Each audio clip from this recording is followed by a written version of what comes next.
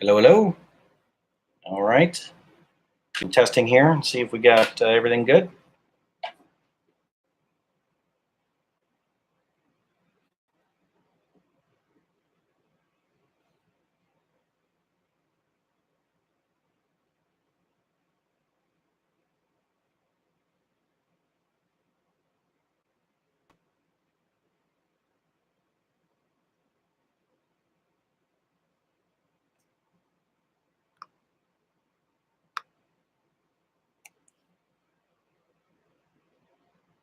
Just checking to see if we're on. If you can hear me and see me, please let me know in the text. That'd be awesome.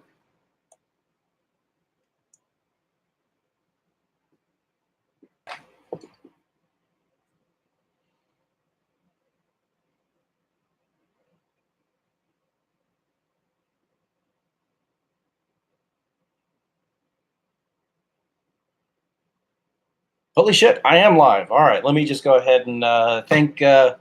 All right, the one person who showed up who then left, I sincerely appreciate it. So the nice thing is, I don't have to take and hey, my youngest is on, or my middle child is on. So I don't have to take and upload a video directly to YouTube. It took 2 hours to get that last video uploaded. Kind of annoying. So I wanted to try something a little different. Maybe go with live and see if that works. That way you guys can interact with me. But I'll kick it right off. All right. So a couple of things I want to talk about this week that kind of came up.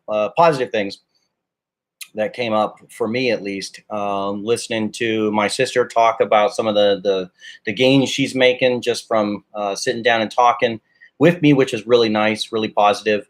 Um, One of the topics that she brought up, I'll talk about here in a second, as far as loving yourself, self-care, that kind of stuff.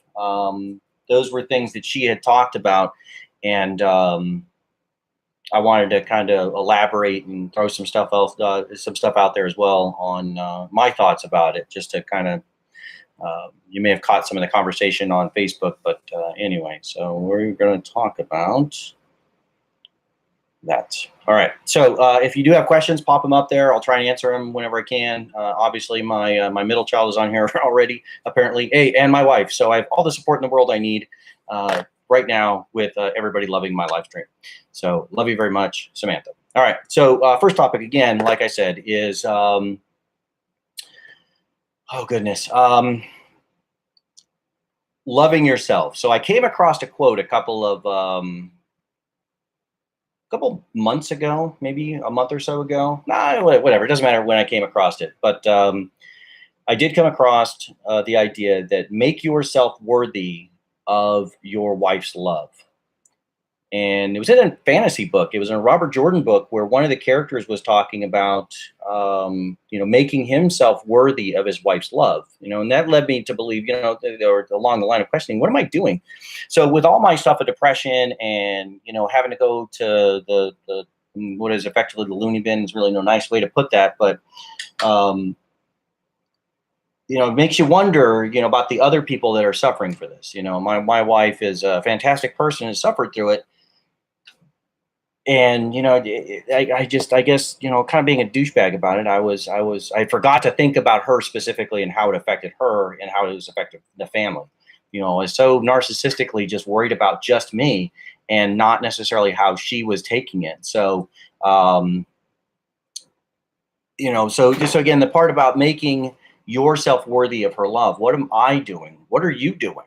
I know I have friends out there who suffer with the same stuff.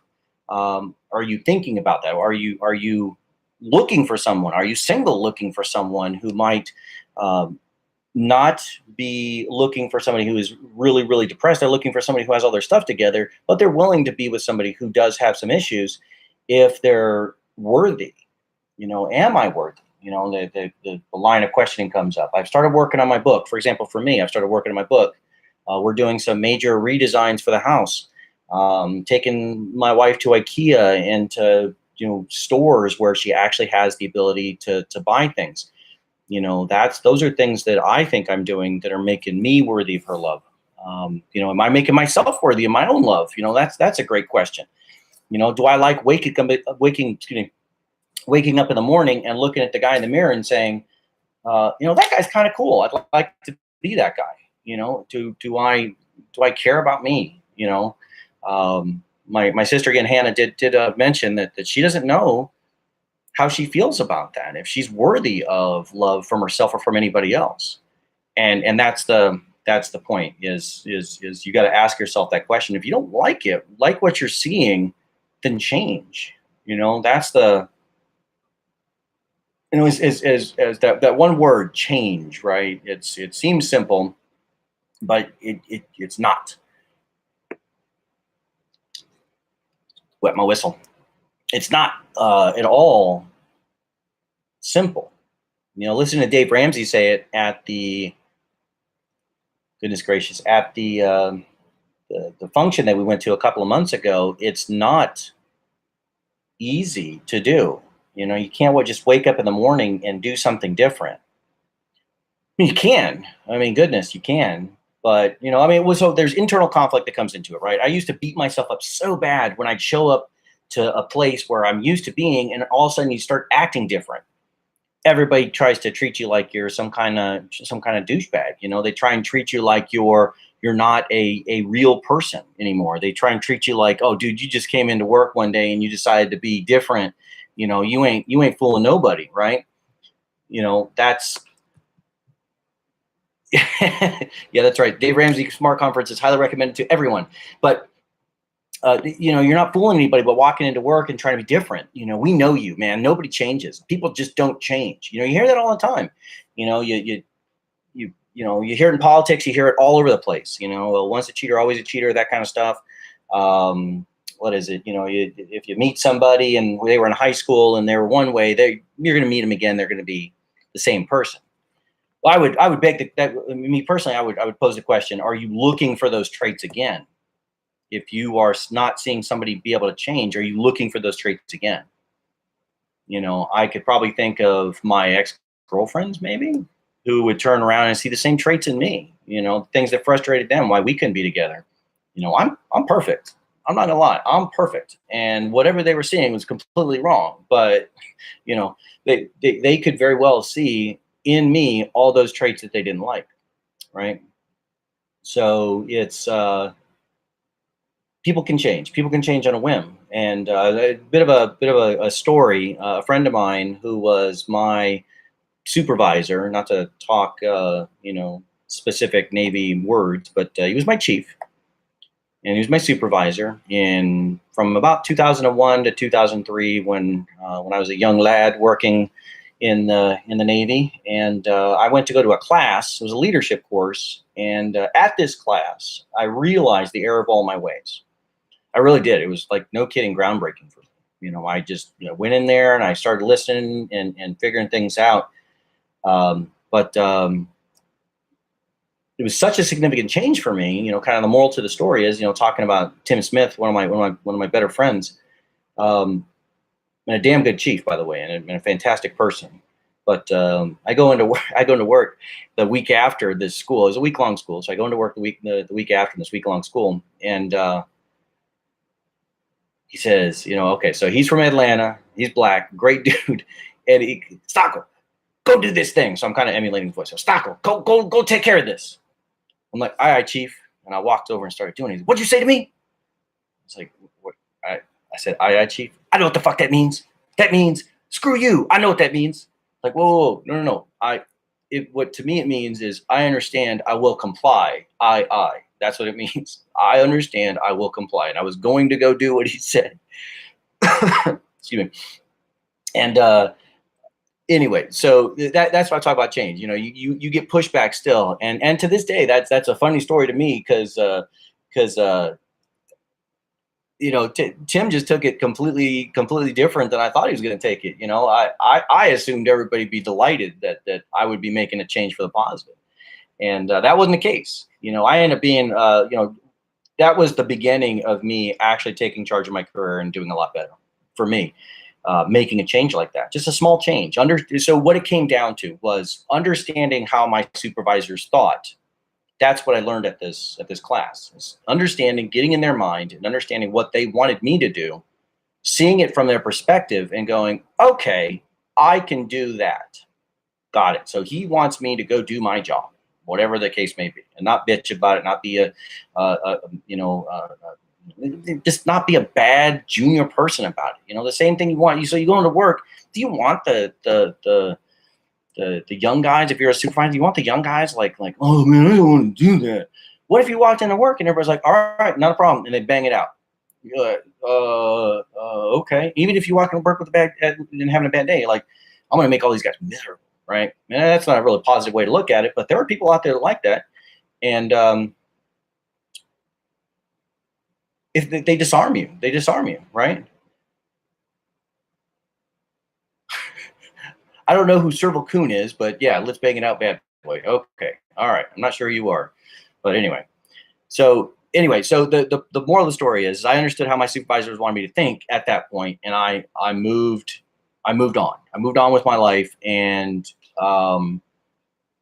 just took care of business. And after that, it was all, I could understand past that. The change was so significant that I was able to understand other things that were going on throughout, trying to think about, like, as I moved forward in my career, as I was up for the next rank and the next rank and the next rank, I could think like my supervisors. I could think like the CEO of the ship. I could think like a number of people who were senior to me and were in positions to see me doing well for them and for me to help. So that's how change worked for me and made me better. So trying to think what else. So that's kind of the moral of the story. So Tim Smith, great leader, great guy. Loved him to death. He's still around. I don't want to make it sound like he's dead, but he's not my immediate supervisor anymore. So he retired a couple of years before I did. But anyway, so any topics? I'll throw it out there. Any topics anybody would like me to talk about before I move on to the next thing I have on my agenda? I'll give you guys a second here. I know my wife's online. I'm sure she has some interesting things to ask me. Anybody? But anyway, so next topic. All right. So trying to keep it positive with your friends online, right? So I kind of touched on it a little bit about how best to put it. So last week I tried touching on it. We abuse our friends too much on Facebook. I don't understand this idea. So I had to take another look on Facebook, and I do it myself sometimes, where I'll go on and try and aha moment, the political other side. Yeah, okay. I'm gonna have to. Okay, I'm gonna have to. Yeah, there we go.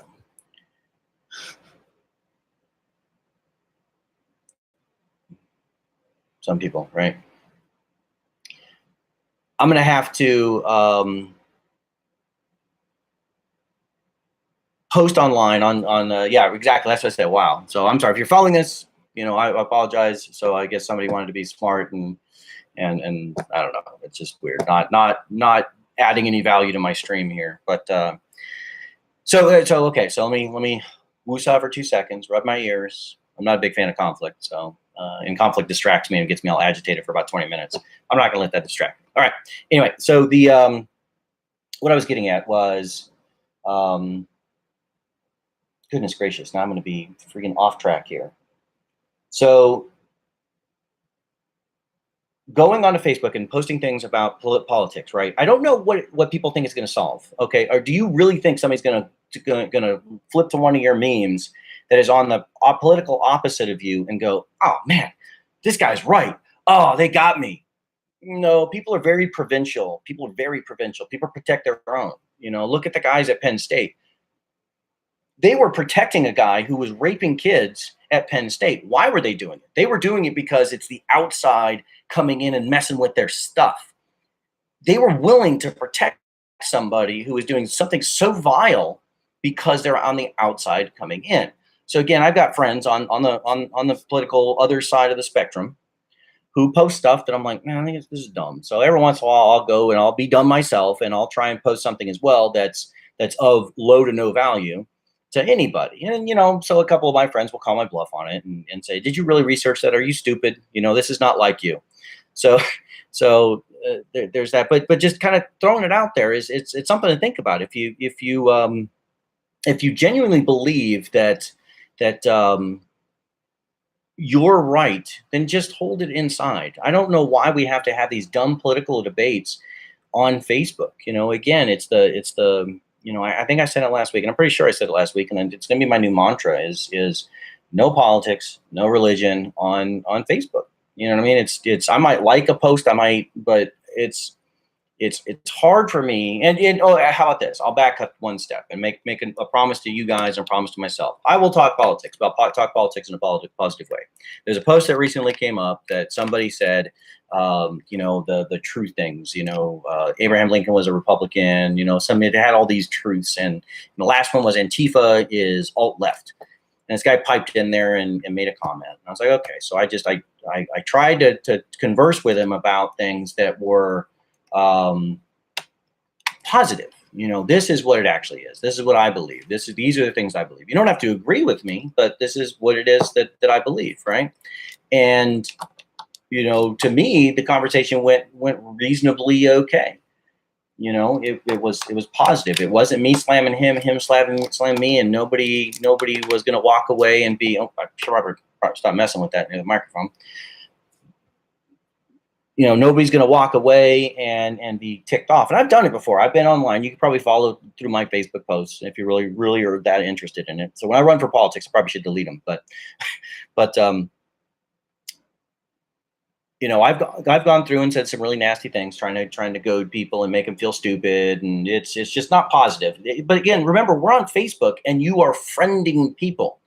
That's not associating people. That's friending people. These people are your friends. These people are your family. These people are your circle. These people are supposed to support you, and you're crap talking something that they may believe deep down inside. So if you genuinely think about it, it's not something that we should be doing, is going on Facebook and trash talking each other. And I'm one little dude. I'm nobody. People will not change the way they do things based purely off me. But if I could affect anybody, and anybody, obviously, there's only two people. One's my wife in here watching the stream.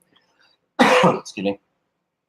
Maybe somebody will watch the actual post. But if you think about it, if I can affect you to not go on and post political things, that'd be fantastic. And post things, but like one of our friends, Shannon, she posted something, and I don't necessarily always agree with Shannon, but she posted something about, goodness gracious, what was it? She posted something about get out and vote.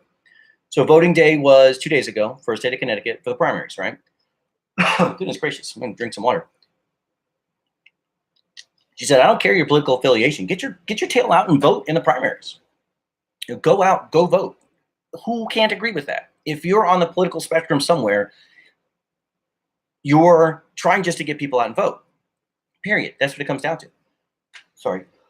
I may have some hair caught in my throat, so I'm going to have to cough up a hairball at some point. But I thought that was fantastic, and that it wasn't politically charged. I did read the article, and there was some stuff in there that I didn't necessarily agree with, but it came from a place in her mind that was positive. She wanted people to be a part of a process that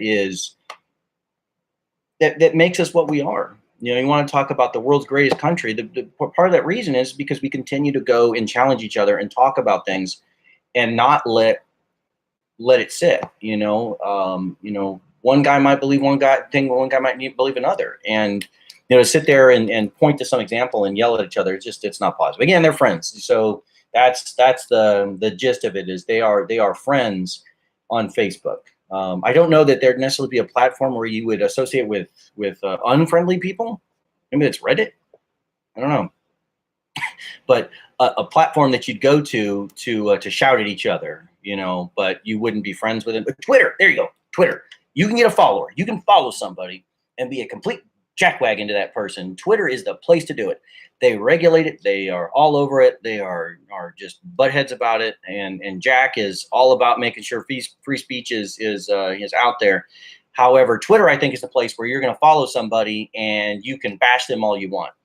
I'm not condoning the bashing, but let's take our horrible conversations to Twitter and clog that up with with nonsense. So anyway, any questions, comments, concerns so far? Again, I've got my wife in here. If you want to throw something out, Samantha, because you're one of the smartest people I know. You can throw something in here. But so a couple of things that I am trying to improve for myself. So besides making myself worthy of my wife's love and making myself worthy of my own love, I'm trying to maintain relationships. It is so hard for somebody who,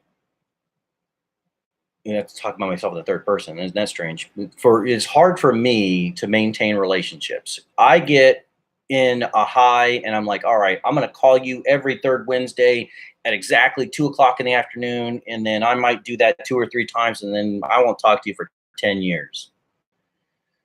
It's not because I don't love people. It's not because of whatever. I can't keep up with people. It's hard for me to do. And especially when I get down bad, it's very hard for me to keep up with people. So I try and strike while the anvil is hot. I try what is it? I talked to my mom this week. I'm going out to see them by myself. My family's not coming with because we just can't afford it and the timing's off. But I'm going out there to help my family. I went out there to see my mom for the first time since 2002. So 16 years. I haven't seen my sister, my youngest sister, since 2002. I haven't seen any of my siblings on that side since 2002. Unfortunately, Jesse is in Louisiana, so I can't see him. But all these people that are in my life that I should be caring about, and I do care about, are not. I don't maintain contact. So that's something I'm trying to do. I'm not going to make any promises to talk to people on any kind of routine basis. I'm too old for that lie, even to myself. I shouldn't be lying to people about that. But while I'm able to, I think I want to be calling people. So I feel good when I call my family. I haven't talked to my friend Wade in like a number of years, for example. I may end up breaking down and calling him, and it's not for fear of anything or any other reason to not call him other than I just don't feel well. Mentally deep down inside. I mean, so he and I both have similar issues, but. And we both want to help each other, but it's so hard to pick up the phone sometimes when you can't even get out of bed. Imagine not even having the will to brush your teeth. That's why I've been promoting the idea that I'm not the first person to say it, but I've been promoting the idea that if somebody's is in a bad spot, call them, pick up the phone and just call. Hey, what's going on, man? I just want to see you. You hadn't heard from you, hadn't seen anything on Facebook, hadn't heard from you in a while. Like I said, my brother-in-law, Curtis, called me positive kid stuff. We were at my youngest sister-in-law's wedding, and, we're at the reception prior to the wedding night, the wedding day rather, or the night prior to. I'm making it overly complicated. We were at a bar. How about that? And Curtis says to me, hey, man, I really enjoyed those. I was like, man, nobody's ever given me any feedback about it. I mean, I literally did like 5 or 6 videos. It wasn't anything special. And, I was like, I'm glad it positively affected you, and it got me to thinking. And then again, one of our other family friends kicked me in the shin and said, hey, you really need to do that. So last week I posted a lengthy video there as well because of that. So, these people are supporting me, and that's what I need in my life, me personally. So it's positive. It keeps me out of the funk. I might, for the longest time, I thought I was like a lone wolf. Nobody's a lone wolf. I don't care who you are or what you think. Sorry, I'm fidgeting. Sorry. But, people just aren't lone wolves. We're not meant to be. We're social animals. We need to have people around us, and I do okay with my wife and kids around me, but that becomes extreme routine where you wake up in the morning, you see the same 5 or the same 4 people and a dog and a cat. So the same 6 people every day. Some days I don't even leave the house, right? So you need to have that encouragement from other people that are outside of your small circle, outside your very small circle. So, and it sounds terrible. It's not that I don't need my wife and my kids to help me be okay. They keep me here on the planet, but I need other people as well. For some, I can't understand it. I've been trying to figure it out myself. So for some reason, I need to have other people who are telling me positive things as well. And it doesn't frustrate me. It doesn't make me mad. It's nothing. But I like to have validation. Again, we talked about validation last week. I like to have other people. I like to know that I'm positively affecting other people. You know. So it's something to think about. So if you go back to kind of the whole topic that my entire vlog is about, so it's about depression. It's about my military experience. So it might resound with somebody who's in the military, or somebody specifically who is depressed. It can be anybody, any walk of life. You could be a kid who's from Oregon, Portland. You've never seen anything, and you're 18 years old. I think the things I'm talking about could resound with that kid. I wish that kid would say something to me like, "Hey, man, thanks." I know I've got to get videos under my belt, and that's what I'm doing this for. Is I know I've got to to be able to get the message way out there. I've got to get more plays. Right now, again, I've got one person watching. So, but that's not all that's going to end up watching this video. And I keep saying it, and my wife's going to give me grief about it later, I'm sure. But that's her job. So anyway, but I need people. So I don't know the best way to try and convey that in a manner that helps. So what can you do? So okay. So you're sitting here finally tuning in. This is a year down track, and you're finally watching my video for the first time, or you're tuning in a week from now after I made a hard recommendation. You didn't know me from Adam. You met me, you shook my hand and said, "What's this guy all about?" And this is the first video you opened or the 10th video you opened. And you're like, "What's this guy all about?" So all right. So step back. What's this guy all about, and how can I help this process for this positive Kedge, help Brian move on? Every single time you see something of mine, share it. I don't know why I'm coughing so bad. I apologize. Share the video. Share the link. Share it. You don't know of your 200 friends, of your 300 friends, of your 6 friends who might go, "That resounds with me." You don't know. That is something I need your help with. Even if I have 1 million followers, I could always use 1,000,001. Okay. The point is trying to find a positive way to lead our lives, right? The damn news cycle. So it kind of goes into my next topic, but I'll finish what I'm talking about. So share, like, subscribe, whatever you've got to do. Keep those numbers, keep going. That keeps me going. I don't know if I'm still live. Well, anyway, so the chat disappeared for a second. So I've never done this before, so I apologize if I'm acting a little screwy. So it's giving me weird indications here. But so share everything. Share. Right. Keep going. Keep doing what you got to do. And again, if you're catching this a year from now or in 2 days, share it. Share it with somebody. Share it on every format that you can. You'd be doing me a favor. Literally 3.5 seconds out of your time. That's right. So, okay. So, all right, I'm going to step back, right? My wife's giving me great feedback here. Whenever you think that someone is doing a good job, let them know, no matter who it is or what they're doing.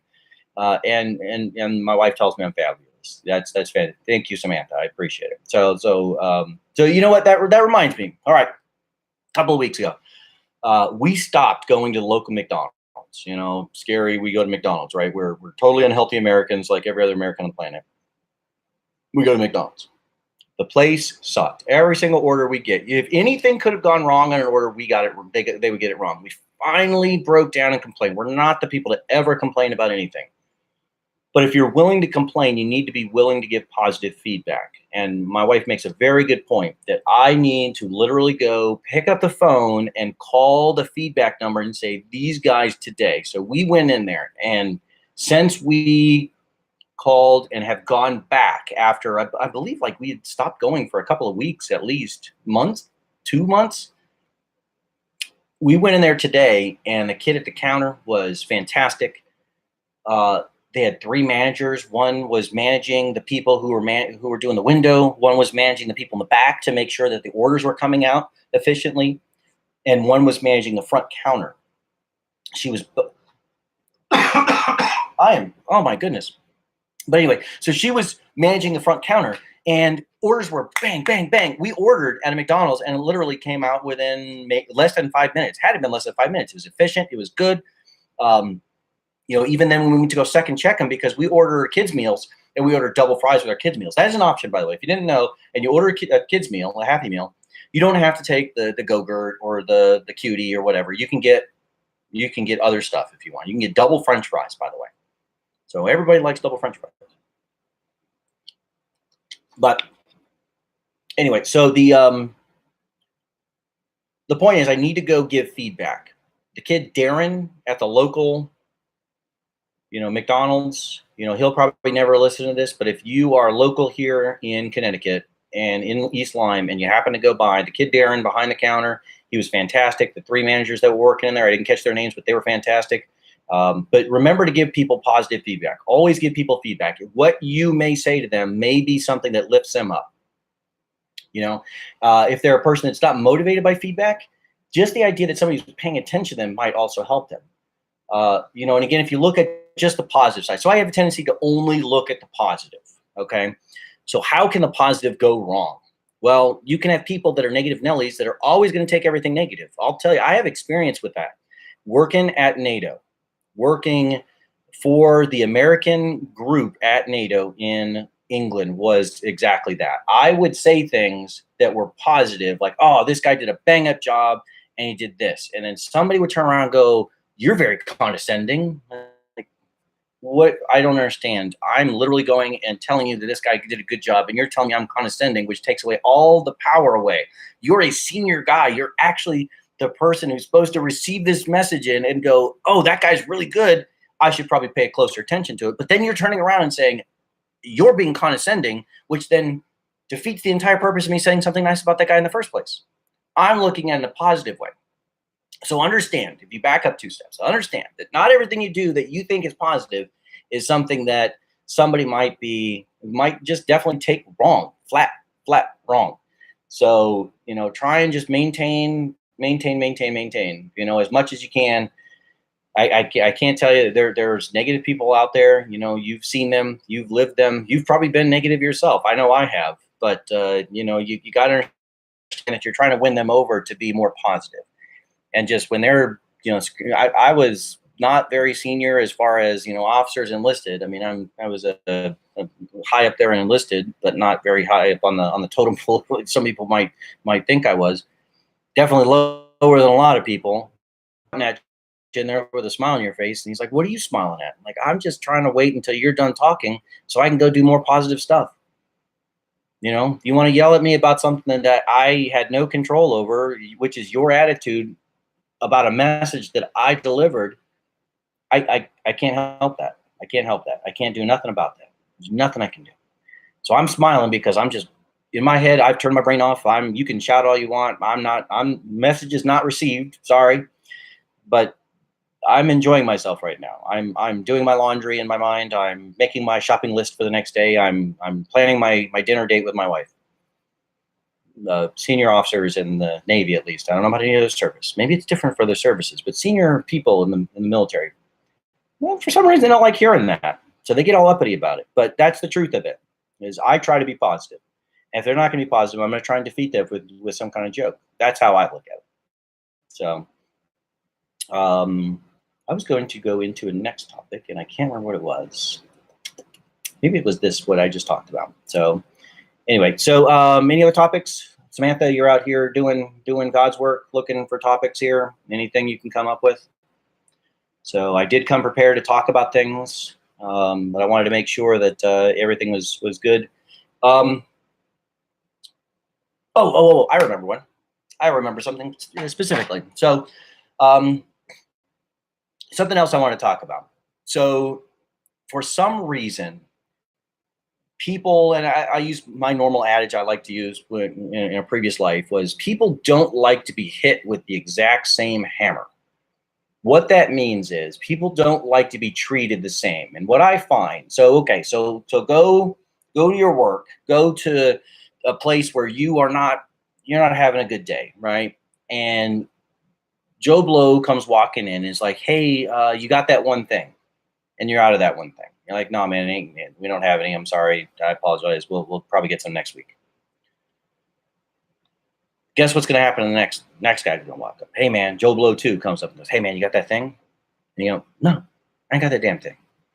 We're out of stock. We don't have it. Take off, right? Guess what's going to happen next? Because you're getting agitated.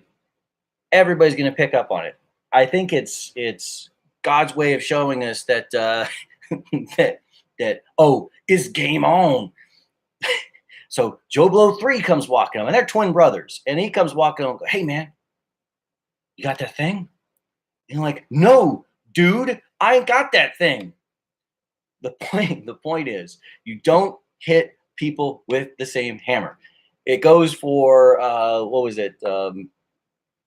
When you're talking to guys, or you're talking to anybody, right? So what's my favorite one I see is you walk into. We'll talk about McDonald's again. McDonald's, I'll pick on them a little bit, but they're doing positive things, at least in my world.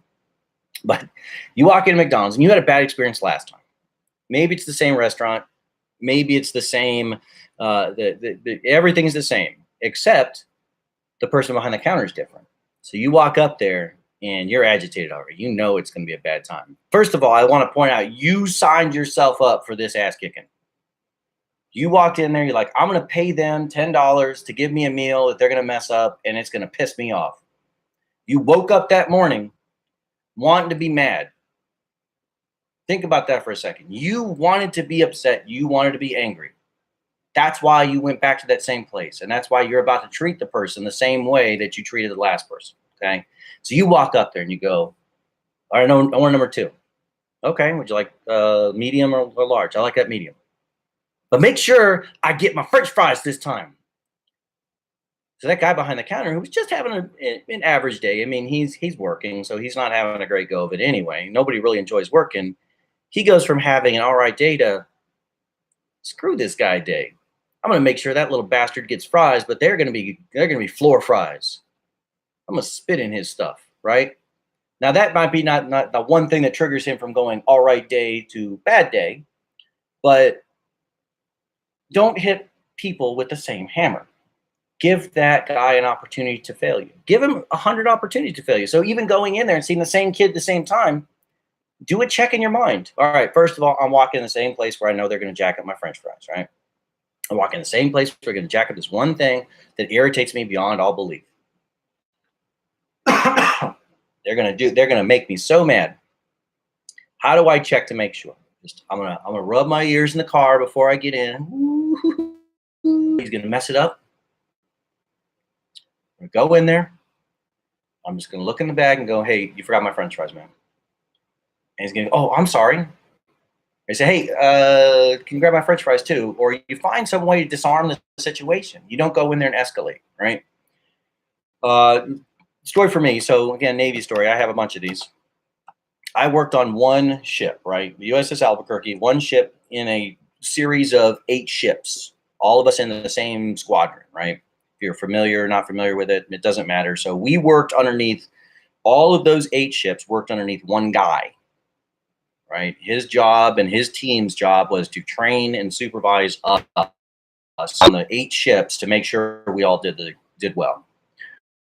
At that squadron, who owned 8 guys in my position doing admin, I was an administrator in the Navy,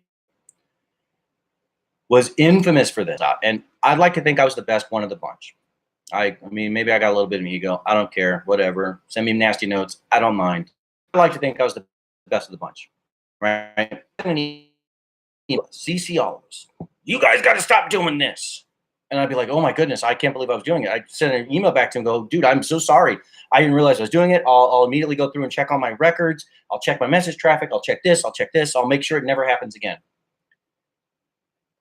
24 hours comes around, finally gets a chance to email me back. Oh, no, not you, man. Really? So he decided to hit me, the best of the bunch, with the same hammer as he hit the worst of the bunch, who were actually the offenders. If you're in the military right now and you're watching this, right? So my brother Jesse might watch this. Jesse, if ever you get a chance to supervise people, you're a sergeant. Do not treat your best like your worst. Okay, I don't care what military policy says that if one guy jacks up, you gotta kick the crap out of all of them, right? I don't care what military policy says that. I don't care. Don't do it. Because all you're going to end up doing is making your best your worst. And you can laugh. You can say, oh, no, those guys will go and fix that other guy. The way they're going to fix him, you're not going to want him to fix. Trust me. Trust me. But if you go and you grab that one guy and you fix that one guy to make him as good as your best, because, I mean, really, at the end of the day, what you're trying to accomplish? You're trying to accomplish that your team succeeds, right? If you're hammering them like you're hammering your worst guy, all you're doing is making your team feel like they're your worst guy. You know, that's my opinion. That's why I always hated me again being in the military when there was punishment. Yeah. Same goes for your children as your employees. My connection is in. All right. Well, I'm going to give this a second. Here it goes. It's back off. So, anyways, that if on the ship, he would have to give the rest of us training to go make a PowerPoint and stand up in front of us and drawing. The frustrating thing for us was, you know, we knew, but to get a guy up there who has no technical training on how to train and tell him he's got to go give us all a PowerPoint on something, and we got to sit there for an hour and watch this kid struggle. And he made PowerPoints with all the pages are 100% filled with data, top to bottom data, just words. And he's reading over his shoulder like this. And don't forget that in the caution, you're like, dude, I'm about ready to go and choke myself. I'm done. You just shut the hell up. You know, my brain's turned off. I'm not actually listening to you no more. This is of no value for me. You're wasting my time. There's no value for you. You're wasting your time, right? So just something to consider when you're looking at trying to trying to correct actions. So at the end of the day, maybe his idea was that his inability to do the right thing would hopefully resonate with the rest of the crew. That the rest of the crew would go, I don't want to give training. The rest of the crew wasn't scared of that. We all thought it was a joke. So, you know, we all thought it was something that you just, whatever, man. If I'm going to make a minor mistake, I'm going to end up having to go give training to crew. So what? I'll just pull out one of the old PowerPoints the other guys did, and then I'll just go give the stupid same PowerPoint, you know? But it didn't correct the conduct. It didn't correct whatever that guy was doing. It didn't correct it at all. So just something to consider that are you doing the right thing by your guys? Hitting them with the same hammer ain't effective, you know. And go using my kids as an example. The oldest is not the same as the youngest. The oldest is not the same as the middle one, and the middle one's not the same as the youngest. Period. So when they come to me and go, you know, anybody who's a parent gets well, she had a cell phone at X years. I don't care. I don't care when she had a cell phone. That's none of your concern. You are not mature enough to be able to conduct yourself properly with a cell phone. Until you show me that, I mean, you might be 18 years old before you get a cell phone, as far as I'm concerned.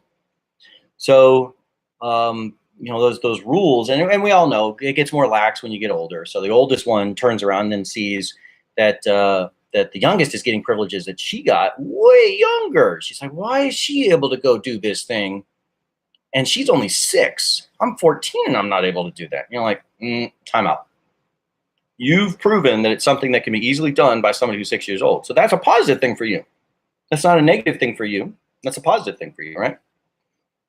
So if you think about it, it's actually, it works always. But, and I've said it for years, parenting is leadership. Leadership is parenting. If ever you read a book on leadership, right, you go into some random place and buy the world's greatest.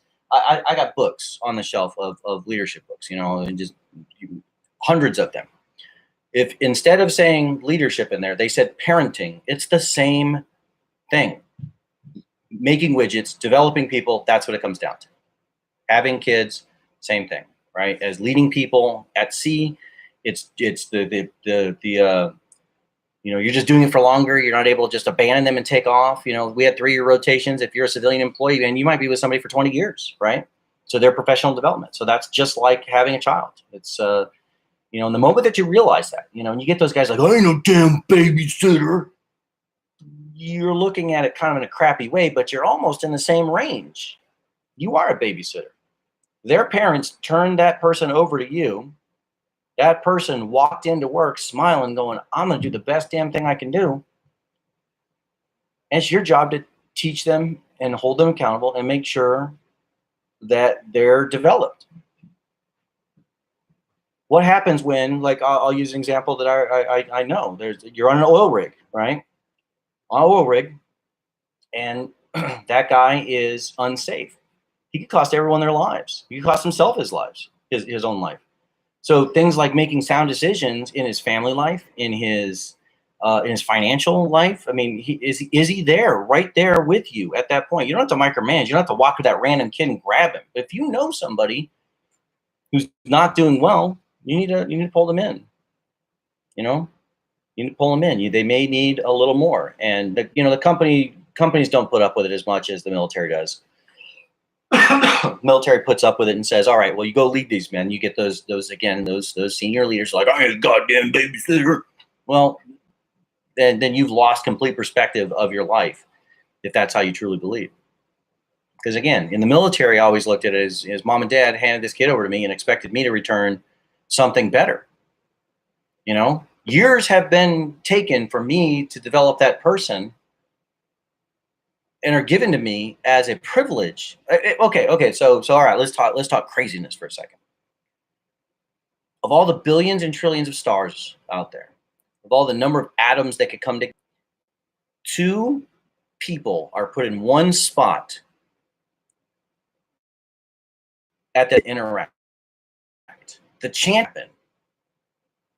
infinitely impossible chances that I would be able to live in the same time as you live, right? The infinite number of chances that I would live, the probability is out the door, right?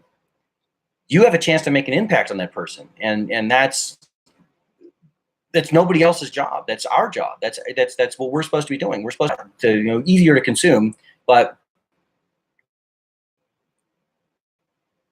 you have to take the time to be able to help somebody else, right? Even if it hurts you, even if you're like, there's no possible way this person's ever going to get it. You have to take time to be able to help them get it. Because what happens if what happens if they make a change because of you? I mean, if they made a change because of you, that'd be super positive, especially if it's a good change. Now, if you turn around and you're a racist and you're like, all right, I'll make all these other kids racist. No, that's not positive. That's not positive at all. But I mean, you can change people that way. Not for the positive. I would say that is a negative. I wouldn't just say that. I would believe it. And your kids, the same thing as your kids. If they've got a problem, that problem is unique to that child. That problem may be something you've seen with other children, but how you fix it, how that person is developed, they're a completely new person. I'm a fan of. So one of the things that frustrates me to no end about the mental health program that the Navy runs, that's the standard program that psychiatrists and psychologists have approved from the world around, it doesn't deal with the individual as much as it should. It's like college. College doesn't deal with the individual as much as it should. People learn different. People are different. One child who might be considered borderline mentally incapable of doing something and a disciplinary problem could potentially be the next Einstein because they're bored. I've seen that before, where I had a guy who was incredibly intelligent. He was just bored, but he was acting out because he was bored. It's not individual enough. That's why I don't like the idea of the system, to be fair, because I don't think the time to be able to dedicate everything they need to for individual children. And some parents or some teachers get it, but your average teacher is not equipped to take each child's needs into effect. A math teacher who has kids for 55 minutes every third day as a sophomore or senior in high school is not equipped to be able to needs, when she's got to get them all up to the same level. I don't know. That's just my opinion. I'm not saying that public schools are bad necessarily. They do give us some level of education, but and I don't have a solution. I'm not going to just poo-poo. I don't have I've ever thought of. Just I don't like the idea of one teacher to 30 kids. That's just me. So, all right. So I got two viewers now. Anything anybody wants? You know, my wife's been posting a couple of nice things. If anybody else had anything they want to contribute to see if I'll talk about it. I'm okay with whatever you want to hear, whatever you want to talk about. Well, within reason, of course. But anyway, so I mean, I'm going to come up with something off the top of my head here in a second, anyway. So I'm sure, because I my brain never quits. Nothing, Bueller. All right. Anyway, so cake. I love cake. Cake versus pie. It's hard. I like cake. I don't know. Message retracted. Ah, I see. So my wife put cake and then retracted the message. Very nice. All right. So she's trying to be funny. It's not a retracted message. We all saw it, by the way. I would recommend, so something that I've struggled with that I wanted to kind of put out there is something along the lines of a hobby. So for me, I never had a hobby. No, I literally have no hobby that I can think of. I've begun to think of things to try and do to keep my mind occupied. Things to keep my mind off some of my triggering stuff for my condition, various conditions I have. Being on the internet unsupervised, not unsupervised. I'm a grown ass man. I can be unsupervised and do things. But being on the internet with no agenda leads me into places where I'm looking at porn, which is not positive, and I don't want to be doing that. That's one of the changes severe changes I'm trying to make. Even looking at Pinterest might lead me in that direction. So I need something to be able to do. So I took up writing my book, reading a book. I very much, oh my goodness. So I cannot play Warhammer 40K to save my rear. I am the world's most terrible character. Anything that requires dice, not just skill, dice, a piece of random, I will end up, if you have to roll ones to win and sixes to lose, I will roll the opposite every time. And if I roll sixes to win and ones to lose, I will roll every time the opposite. Ones and sixes to lose every time. Can't play the game, but my goodness, I love painting the miniatures. Love painting them, and they're so stinking expensive. So something to think about. But find yourself a hobby. If you don't have a hobby, to occupy your time in your hands. You know, the idle hands are the devil's playground. They really are. If you have nothing to do, and this, I mean, so a lot of people that I talk to that are young and they kind of sit on their phones and they wait for people to chat with them, and they're just looking at random stuff. It's the devil's playground. There's so much that a human being can accomplish in the few years that they're allowed on this planet. I mean, think about the things that people have done. You know, I mean, we won't even talk about the evil that people have done in one lifetime. We'll just talk about the positives. You know, positives could be the cure to cancer. You could be the guy that cures cancer, even if you're a friggin' mechanic. There's a lady who was a model and an actress that ended up coming up with the concept for radar. Think about that. How crazy is that? That in her idle time, she decided she wanted to come up with the concept for something, you know, because she let her mind work. You know, we don't give ourselves idle time either. Not just idle time. I'm not talking about idle time where you're sitting there like this and you're on your phone. This is not idle. Your brain is not idle. I'm talking about time where you're sitting there and doing nothing. Nothing. Literally sitting quiet in a room. That's time well spent, in my opinion, if controlled. Okay. But you start going to the internet and you start trying to occupy your mind with things. If you're, you know, I'm the generation of the TV generation. I grew up on TV. I grew up as a child watching TV, so that when you didn't want to do anything with the kid, you just sit them in front of the TV and they would watch the TV, right? That gave rise to the generation of people that have to have this to be able to occupy their mind and their time.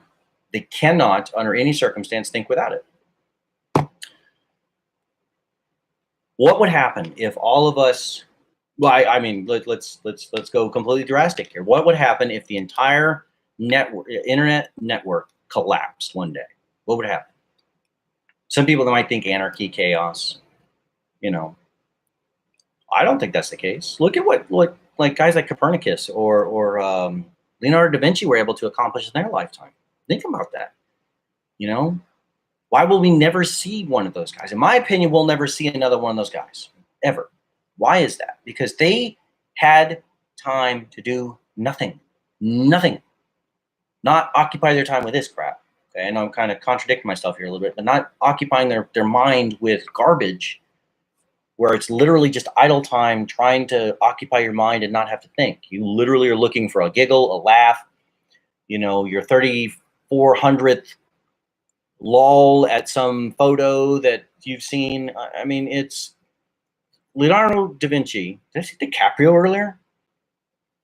I don't think I did. Leonardo da Vinci is pretty sure, but I always end up catching myself slipping because it's one of my the things I end up saying backwards sometimes. It's not, I know they're two different people. I know the actor versus the inventor and artist. I know the difference. One's alive, one is definitely not. All right. Da Vinci, that's who I was talking about. If I said the other one, you're still trying to chuckle and like that guy's a dummy.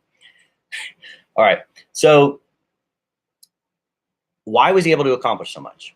Again, in his lifetime, he decided not to be idle. He decided not to be a person who just went to the pub and drank. He may have drank quite a bit of alcohol in his life. He may have done opiates. He may have done, you know, you name it, whatever you could possibly do. I'm sure they had some way to do it. You know, licking a frog is not something I'm sure that's new. You know, something from years ago. If you don't understand the reference, Google licking a frog, and it will. And some forms of frogs will get you high. Some will kill you. If you go to South America and you start licking frogs, you might end up dead. But he was able to accomplish so much because he perfected craft, dedicated himself to becoming a master at doing things like art. You know, he was a Renaissance man. I wish we could see a Renaissance man today. That's a positive way forward. I'm throwing excuses out here, and that's what it comes down to. I don't have the capacity in my mind to learn languages. I wish I did. I truly wish I did. So what do I think I would have to do if I were to become a Renaissance man? A no kidding man of the Renaissance, a guy who could do art, he could do blacksmithing, he could do hunting, he could do curing of meats, he could build a table, he could draw freehand the perfect circle, you know, mastering all those things in one lifetime, you know, being a master, truly a master at all those things, you know, Sistine Chapel, you know, in one lifetime. You know, are we going to see somebody like that? We are, but I guarantee it won't come from the first world.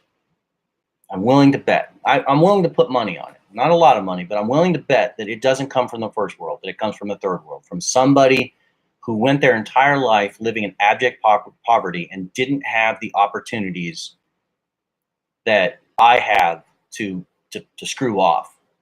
I can go and I can talk to you on the internet, and this kid's got to go out next door and talk to his buddy next door.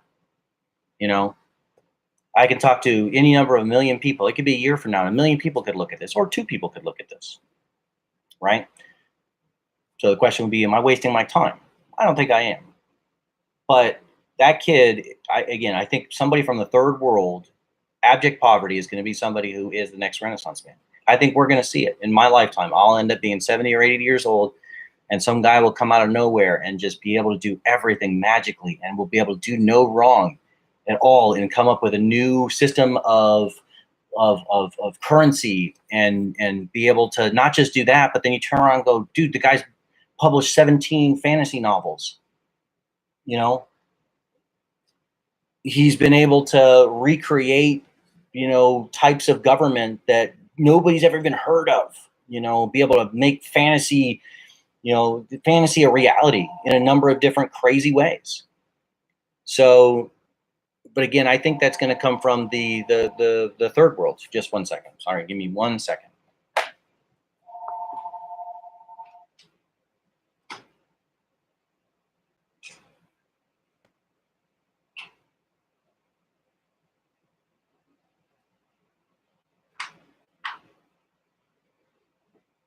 Sorry. Nobody's downstairs that's going to answer the phone. So if I don't, we're going to all end up listening to the phone this entire time. So sorry about that. But again, that's my belief. I think that person's going to come from the third world. I don't think it's going to come from, you know, my wife says, crap, sorry. Yeah, no. We need to remember to unplug all the damn phones next time. And I do have a house phone, by the way. That's how archaic I am. That's how, you know, I don't know. I've got this vision that I need to get a rotary one of those. You know, one of them ones. I would not be cool. I was going to say, how cool would I be, but I would not be cool. All right. So anyway, so it's not going to come from some kind of forced thing in America, you know, where we throw a bunch of money at it. I don't think that's going to be a Renaissance man's going to come out of that, because it'd be a form of slavery telling somebody that they have to do this, right? Because it would have to be forced if it's not volunteered. And I don't think we have the societal support for it. I just don't. I think there's so many temptations to go so many different directions that in a free world, it's not something somebody be capable of. You can get close. You can get a guy who goes in the woods and is able to do a bunch of stuff in the woods, but he's not going to get that desire until he's old, you know, until he's in his 30s and 40s. Even if he grows up young, he's never going to learn art. If he grows up as a 10-year-old and his grandfather shows him how to go in the woods, he's not going to be able to get into art.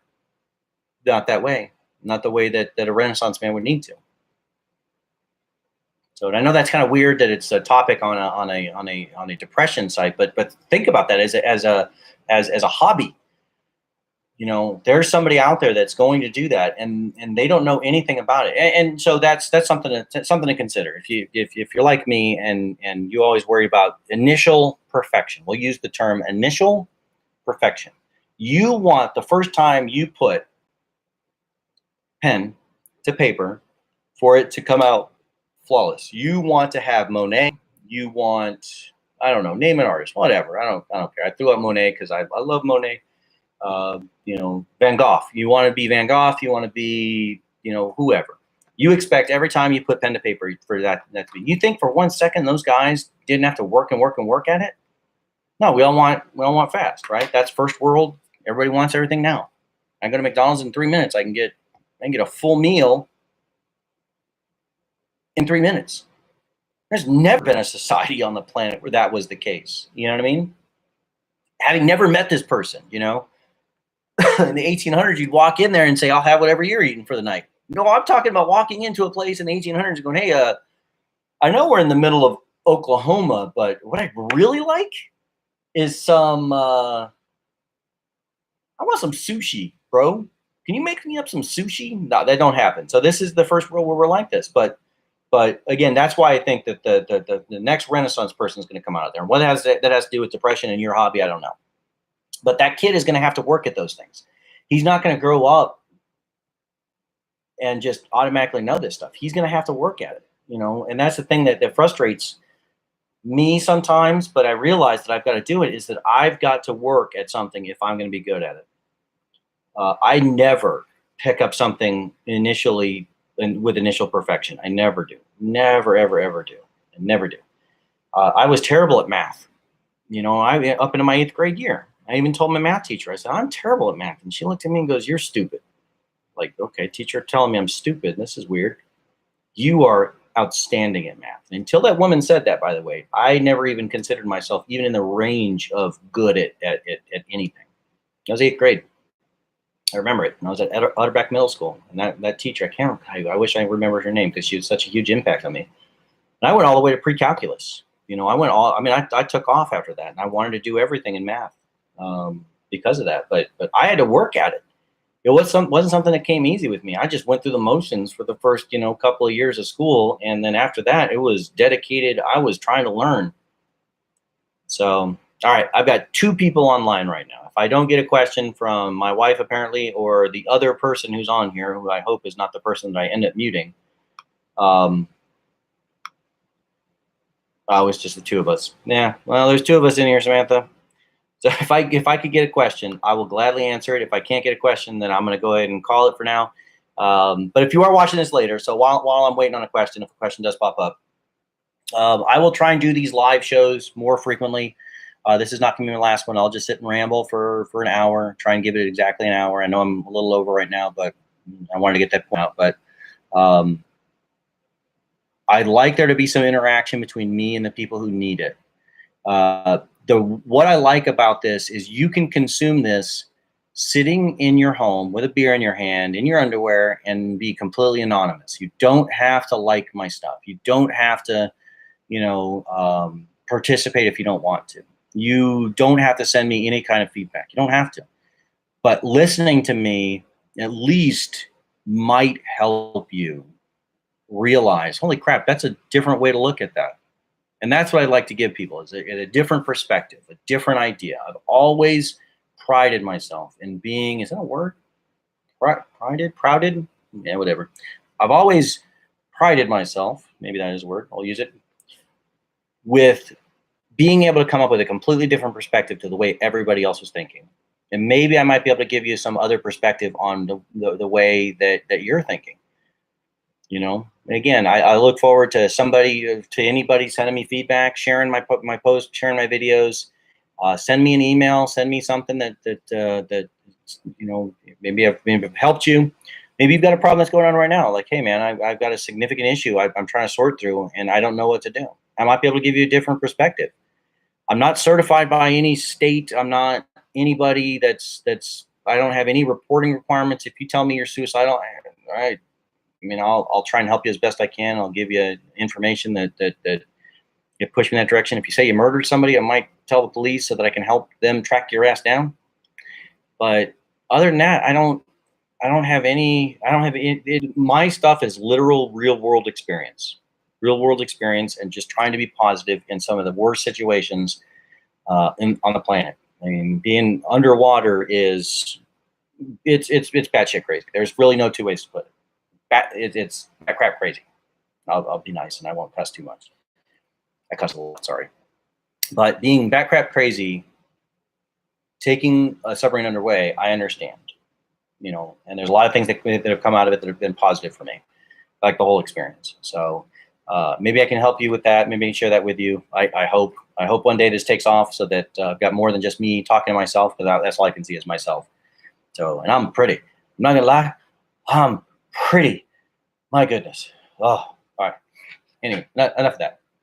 So nothing's popped up. The two people that are on here, my wife and me. So I hope this finds you well. Hour and 7 minutes, hour and 8 minutes, and I'm out. And I'll talk to you guys next week from South Dakota.